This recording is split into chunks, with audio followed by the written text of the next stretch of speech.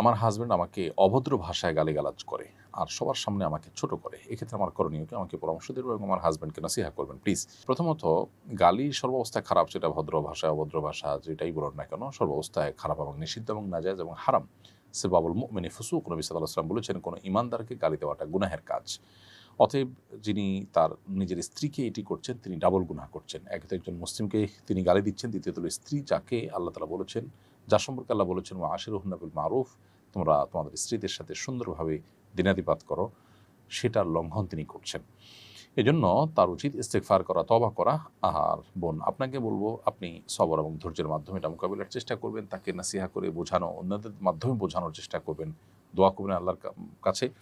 একটা সময় ইনশাআল্লাহ আল্লাহ তাআলা আপনাকে এই পরিস্থিতি থেকে মুক্তি দান করবেন এবং সবরের জন্য আপনি আল্লাহর কাছে অবশ্যই বিনিময় লাভ করবেন।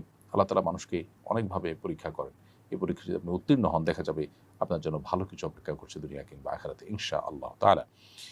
এমডি শাহিনস ভয়েস এআইডি থেকে আপনি লিখেছেন, স্ত্রী অন্য ছেলের সাথে চলে যাওয়ার পর যদি বলে, মহারণা মাফ করে দিয়েছি, তুমি আমাকে তালাক দিয়ে দাও, তাহলে করণীয় কি? স্ত্রীর চাওয়ার প্রেক্ষিতে যদি তালাক দেওয়া হয়, তাহলে সে তালাক যেমন হবে, আবার মহারণা মাফ হয়ে যাবে। এটাকে খোলা তালাক বলা হয়।